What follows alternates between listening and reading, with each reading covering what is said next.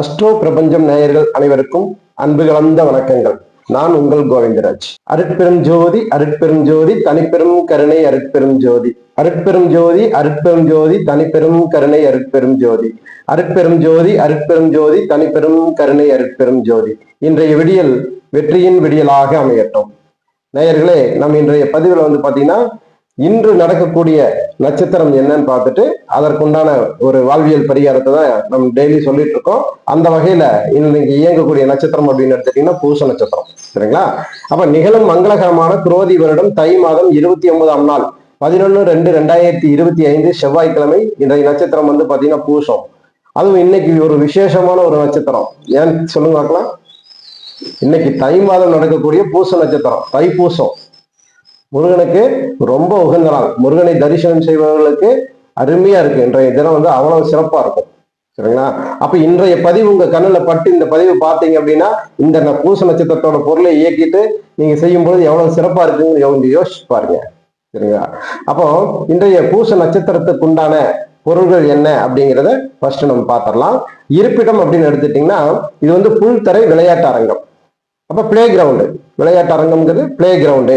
அதே மாதிரி உணவுன்னு எடுத்துட்டீங்கன்னா ஆப்பிள், விளாம்பழம், பாயாசம்.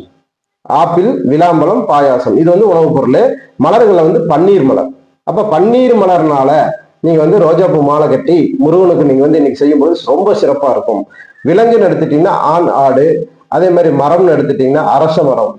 அப்ப ரெகுலராகவே பூச நட்சத்திரக்காரங்க இந்த அரச மரத்தை பாத்தீங்கன்னா ஒரு 9 முறை நீங்க வலம் வந்துட்டு நீங்க செல்லும் பொழுது ரொம்ப சிறப்பா இருக்கும். சரிங்களா? தெய்வம்னு எடுத்துட்டீங்கன்னா தட்சிணாமூர்த்தி. தெய்வம் பாத்தீங்கன்னா தட்சிணாமூர்த்தி. அப்ப இன்று வாழ்வியல் பரிகாரமாக இந்த பொருள்கள் எல்லாம் வச்சு நம்ம இந்த பூச நட்சத்திரத்தை இயக்கிறது அப்படிங்கிற ஒரு லாஜிக்கை தான் நம்ம இப்போ பார்க்க போறோம். சரிங்களா? அப்ப இன்றைய தினம் இயக்க வேண்டிய நட்சத்திரங்கள் அப்படின்னு எடுத்துட்டீங்கன்னா அஸ்வினி, கிருத்திகை, மிருக சீரிஷம், புனர்வூஷம், ஆயில்யம், மகம். அதே மாதிரி உத்திரம், விஷாகம், அனுஷம், மூலம், உத்திராடம், அவிட்டம், ரேவதி.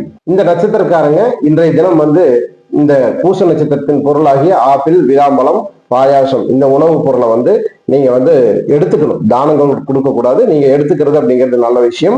அதே மாதிரி பன்னீர் மலர் அப்படின்னு கொண்டு நீங்க சாமிக்கு பாத்தீங்கன்னா மாலையா தொடுத்து நீங்க பூஜைகள் பண்றது அப்படிங்கிறது ரொம்ப விசேஷமா இருக்கும். அதே மாதிரி மெயினா இந்த பூச நட்சத்திரக்காரங்க தவிர்க்க வேண்டிய பொருள் அப்படின்னு எடுத்துட்டீங்கன்னா நீங்க இந்த நட்சத்திரக்காரர்கள் பாத்தீங்கன்னா ஆட்டுக்கறி, ஆட்டு இறைச்சி அப்படிங்கிற விஷயத்தை நீங்க என்ன பண்ணணும், தவிர்க்கணும். ஏன்னா உங்களுடைய ஜென்ம நட்சத்திரோட விலங்கு அப்படிங்கிறது ஆண், ஆடு அப்படிங்கிறது வருது. அப்ப இந்த ஆட்டுக்கு இறைச்சி அப்படிங்கிற விஷயத்த தவிர்க்கணும். அந்த விலங்கை நம்ம எந்த விதத்திலையும் துன்புறுத்தக்கூடாது அப்படிங்கிறது முக்கியமான ஒரு விஷயம். சரிங்களா? அப்ப இன்றைய தினம் தவிர்க்க வேண்டிய நட்சத்திரங்கள் யாருன்னு பாத்தீங்கன்னா பரணி, ரோஹிணி, திருவாதிரை, பூசம், பூரம், அஸ்தம், சித்திரை, சுவாதி, கேட்டை, பூராடம், திருவோணம், சதயம், பூரட்டாதி, உத்திரட்டாதி. இந்த நட்சத்திரக்காரங்க இன்றைய தினம் இயங்கக்கூடிய இந்த பூச நட்சத்திரத்தோட பொருளாகிய ஆப்பிள், விளாம்பழம், பாயாசம், மலர், பன்னீர் மலர், விலங்கு ஆண், ஆடு. அதே மாதிரி மரம் எடுத்துட்டீங்கன்னா அரச மரம். சரிங்களா? அப்ப இந்த இயக்கத்தை என்ன பண்ணணும் அப்படின்னா நம்ம தவிர்த்துக்கணும்னு என்ன பண்ணலாம், இந்த பொருளை நீங்க மற்றவங்களுக்கு தானமா கொடுத்துட்டு இன்றைய தினத்தை நீங்க தொடங்குனீங்க அப்படின்னா ரொம்ப சிறப்பா இருக்கும். சரிங்களா? இதை செஞ்சு பாருங்க. பிரபஞ்சத்தோட இயங்கக்கூடிய இந்த வாழ்வியல் பரிகாரத்தை கம்பல்சரி ரெகுலரா செஞ்சுட்டு வாங்க.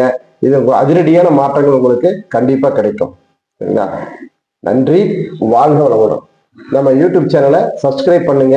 அடுத்தவங்களுக்கும் ஷேர் பண்ணுங்க. விழுந்தால் விதையாய் விழுவோம், எழுந்தால் மரமாய் எழுவோம்.